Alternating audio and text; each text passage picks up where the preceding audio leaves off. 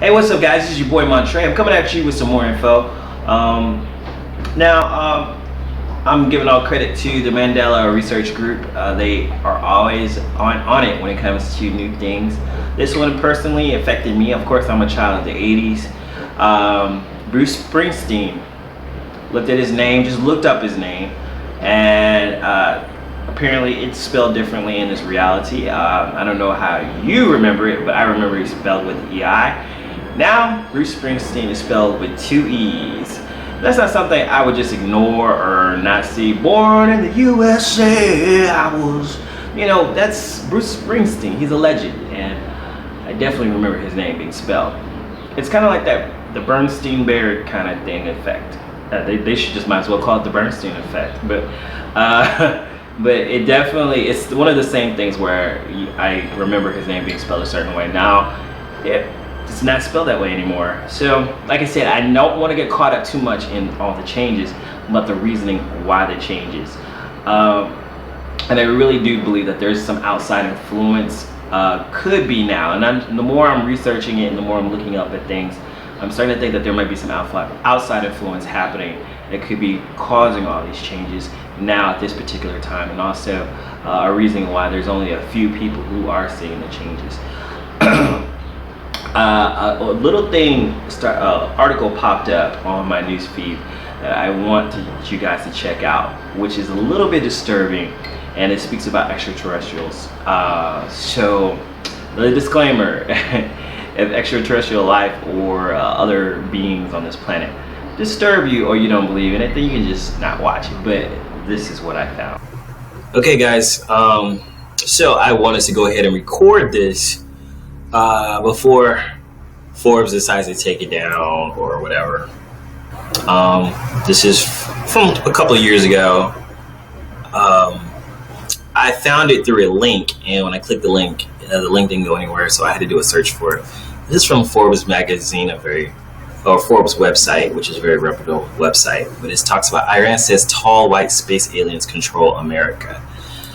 Article didn't make, it didn't circulate very much, but in a nutshell, this article, it talks about how Edward Snowden, the whistleblower, basically was giving information about the United States having some, cooperating with aliens, a race of tall, white space aliens who assisted the rise of Nazi Germany in the 1930s. And we all know what Nazi was all about. The Nazis were trying to do, and the Nazis did a lot of investigating into extraterrestrials and UFOs. There's a lot of talk about what the Nazis are really investigating, and also a lot of human experimentation. So that's really creepy. But Edward Snowden says that the United States actually has something to do with this as well, and that we, the United States, might actually be cooperating with these tall white aliens. And articles right here. I mean, I don't know what else to say about it. Snowden has been given asylum by Russia, leaked documents that a race of extraterrestrial tall whites arrived on Earth, helped Nazi Germany build a fleet of advanced submarines in the 1930s, and then met in 1954 with President Dwight Eisenhower, where the secret regime currently ruling over America was established. There's a lot of stuff that happened during that time too. I may have to find you some information about that. This was a very impertinent time, 1954. It's kind of disturbing, but while they call them the tall white aliens, and what I've heard, that these beings look very human, but they're just, of course, very large and albino in appearance. The white supremacy movement pretty much comes from these quote-unquote beings, because these beings have been here a long time. They just didn't arrive in 1954, if this article is true. I'll post a link to this. Good luck finding it, because last time I had a link, it didn't go anywhere. And that's just how Forbes is doing it right now. You can always pause it and read it if you like. But yeah, let's see what this says. Meanwhile, the U.S. government is embroiled in cataclysmic power struggle between President Obama, who heads the alien shadow government, and some unknown force that oppose the U.S. alien alliance. Some unknown force that oppose the U.S. alien alliance. I wonder what that is. Most to be feared by Russian policymakers and authorities, concludes, if those opposing the tall white secret regime ruled over Obama have themselves aligned with another alien extraterrestrial power themselves. Wow. This is saying that there's two, and I've said this before, that there's two families. What I believe these tall whites are the Anunnaki, and there are two factions of the Anunnaki, those who are related to Enlil and those who are related to Ea, and those are the two families of the Anunnaki. I'll talk about that later.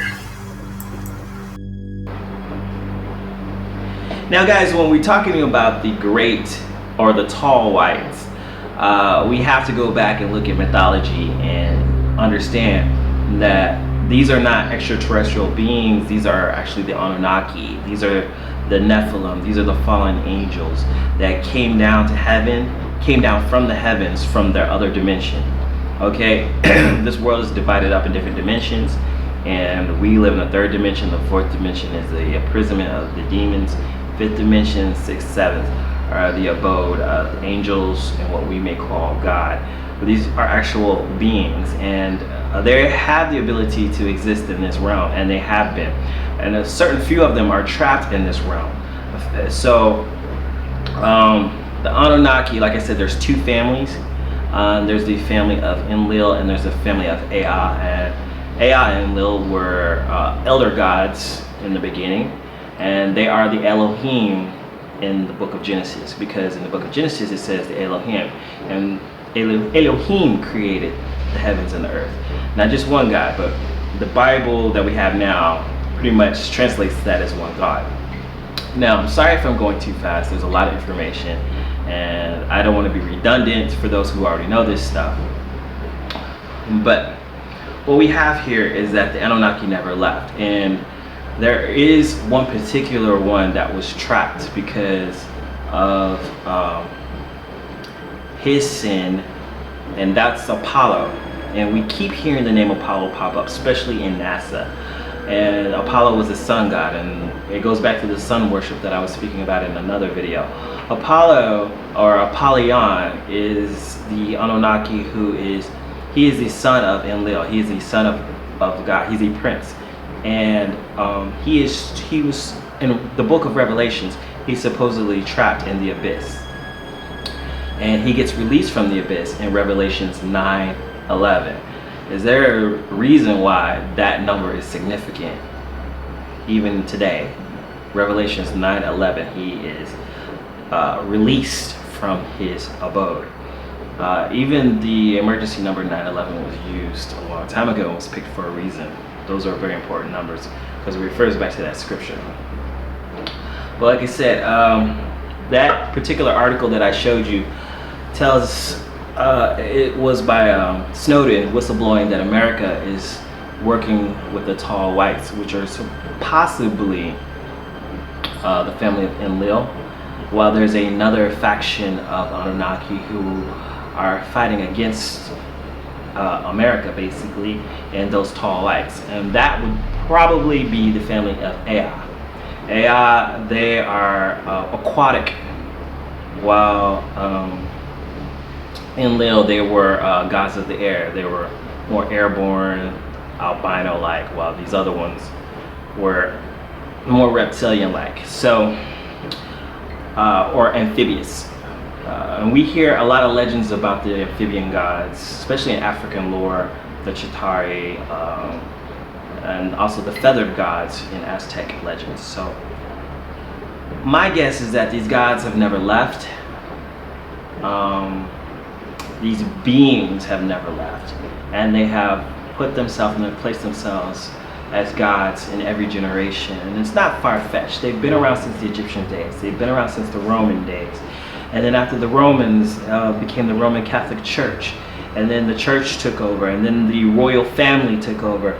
And after that, there was a succeeding from England into America, and those bloodlines, those particular bloodlines, the humans that are closely related to these Anunnaki, infiltrated the American political system, the American banking system, the American education system, science, education, NASA, any government entity. These bloodlines, these that are the most closely related to the Anunnaki, have been trying to control the world, basically. Now, truth be told, we're all related to the Anunnaki, but there are certain families who have a closer link, who've been interbreeding with themselves and basically, quote unquote, claim to have pure blood because they know where they come from. They know their family. The rest of us don't know. We have no idea. And it has nothing to do with being white, even though a lot of people use the white supremacy as a part of that. You can be any color and be related to these Anunnaki bloodlines. As we see, as Obama is in that family. But like I said, there's a lot of interbreeding. And there's people who are in the Middle East who are related. And there's people, Asians, who are related. So these families have their hands in every cookie jar. So it's not really a color thing, but it's more so a bloodline thing. So how and why do they have connection with the Mandela effect, the Flat Earth movement, the whole thing? Is that they are the reason behind the Flat Earth. They kept it a secret because they created the dome. They created this world. Hollywood speaks about it all the time. I was watching Hunger Games. Hunger Games speaks about the dome. Divergent, Insurgent, that movie that's really popular right now, speaks about the wall around their city that they can't go beyond, but they decide to go beyond it and fight the powers that be. They keep them trapped inside. I just saw the movie Dark City, which kind of speaks of a flat earth and an artificial world that was created by the secret dark government that they can't see, that they're not aware of. And what color are they? Very albino white beings who basically control everything and control the reality of the humans. So Hollywood is always speaking about these albino beings. If you look at Hellboy 2, it speaks about these albino overlords. So Hollywood has always been giving clues and revealing little tidbits of information, so we need to pay attention to that. I'm gonna stop it right there because that is a lot of information. Guys, tell me what you think about that, or some other things that you have found in regards to the Anunnaki, the Nephilim, and this bloodline thing. Give me your 2 cents, leave me a comment below, because if you don't do it, then who will? Peace out.